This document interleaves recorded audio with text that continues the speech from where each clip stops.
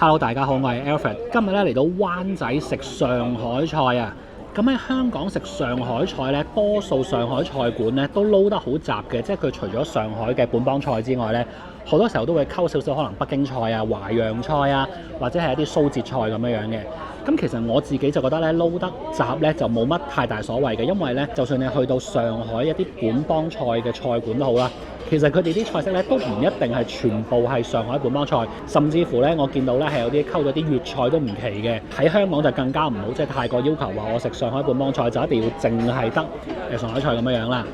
咁我頭先咧好快速咁咧睇咗呢度嗰個餐牌，咁以香港嘅上海菜館嚟講咧，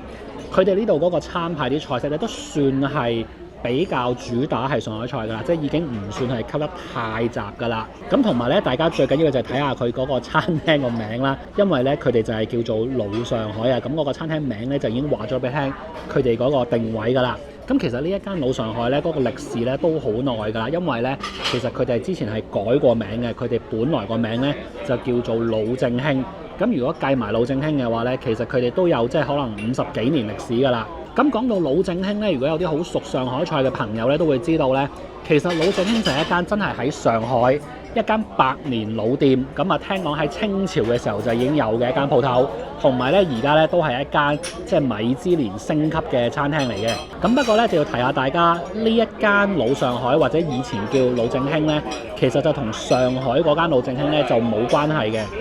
咁然後喺香港咧幾十年以嚟咧，亦都先後喺唔同嘅區出現過幾間都係叫老正興嘅鋪頭。咁呢幾間香港嘅老正興咧，互相之間咧亦都係冇任何關係嘅。咁據了解咧，呢一間老上海咧嘅之前嗰間老正興咧，就先後都經歷過即係創辦人啦，同埋佢嘅第二代。咁後尾去到第二代都話唔做嘅時候咧，就呢一間鋪頭就有班老伙計就頂咗手嚟做。咁就即係伙計就變咗做老闆，咁然後就再改咗名，搬咗鋪就叫做老上海。咁呢個情況咧就同另外有一間而家都冇咗嘅鋪頭，就係喺以前尖東嘅鹿鳴春，就有少少似係咁樣啦。不過話說回來啦，無論係呢一間或者香港其他嘅老正興同上海嗰間老正興有冇關係都好啦。咁我覺得咧都係冇乜所謂嘅，因為咧上海嗰間米芝蓮1星嘅老正興咧，喺我心目中咧其實都唔算好好食嘅啫，啲嘢都係普普通通50-60分咁樣嘅水平。又係時候講下 Surfshark VPN， 睇香港嘅觀眾對呢個軟件都唔會陌生噶啦，上網安全啲，保護自己私隱呢啲基本嘢就梗有啦。但講到我最中意嘅功能，就一定係可以改變 IP， 虛擬咁去咗第二個地方，去旅行又或者移咗民，但又想用翻一啲有區域限制嘅香港網上服務，又或者調翻轉人喺香港，但係就想睇一啲唔知點解香港呢個國際大都會都睇唔到嘅資訊， VPN 都可以幫到你。我自己都用咗幾年，佢嘅功能亦都越嚟越多。而家 Surfshark One 套裝仲有埋 Alert、Search、Antivirus、Alternative ID， 一站式就可以搞掂晒絕大部分嘅網絡安全問題。關心自己部電腦、手機同埋個人資料安全嘅朋友，而家就可以用我嘅連結，加上獨家優惠碼，就可以用最平嘅價格申請到 Surfshark VPN， 仲可以免費用多幾個月。詳情請參閱 InfoBox。先嚟食個龍井蝦仁，或者唔落嗰幾片茶葉呢，就係清炒蝦仁啦。呢道菜我由細到大都好中意食嘅。佢有一個特點就係功夫唔算太複雜，喺唔同嘅餐廳食水準都好接近，好少中伏。如果喺香港食炒蝦仁，多數都係呢一種水晶蝦㗎啦。如果真係喺上海食呢，就有兩種。第一種都係呢一種水晶蝦，呢隻蝦多數都係雪藏貨，甚至有機會係預製菜。所以去到頂級嘅本幫菜館就會出現另一種蝦，就係新鮮河蝦仁，比呢一種水晶蝦再細粒一啲。人手剝殼唔會剝晒，剝一半留翻條尾。新鮮嘅河蝦肉口感嫩滑，由於會連殼炒或者油泡，食嘅時候就係殼連肉放晒入口，一路咀嚼，蝦殼濃郁嘅香氣就會喺口腔裡面擴散，口感味道都同呢一種比較常見嘅水晶蝦有好大分別。但香港就好難揾㗎啦，都係食呢種水晶蝦意思啦。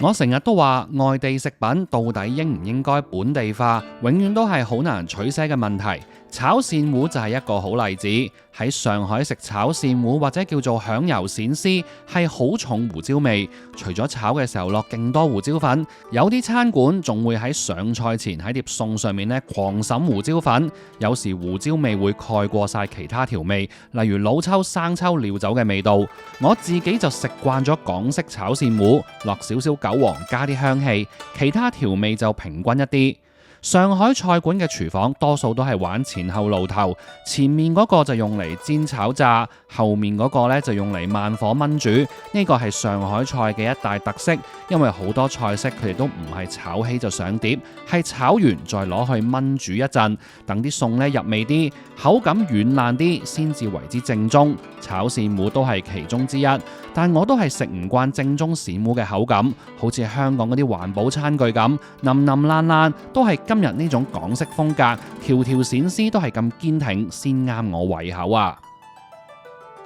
紅燒肉可以話係本幫菜濃油赤醬嘅代表，呢道菜肉係主角，隔離嗰啲百葉結啊、筍啊都係配角，叫做唔好嘥咗啲汁。有啲餐廳就會落菇菌、蔬菜，甚至係白飯，各施各法。今日呢個紅燒肉未食一夾落去就知道火候差啲，嚿五花肉完全唔夠腍，根本未燜夠時間。好食嘅紅燒肉，肥肉同豬皮要入口即化，五層肉就算係最底嗰層瘦啲嘅位都要好鬆化，一啖咬落去，肥瘦相間混為一體，咁先至係最高境界。今日呢一煲同呢個效果就有太大差距，除咗唔夠腍，亦唔夠入味，唔刻意點汁，肉中間會略淡。跟住就講下個汁，糖分完全唔夠，炒肉同煮汁都唔夠糖，除咗食落去唔夠甜，個汁亦會冇咁厚身。另外影響醬汁厚薄都係時間，收汁收得唔夠，個汁偏稀，唔係太掛到喺啲豬肉上面。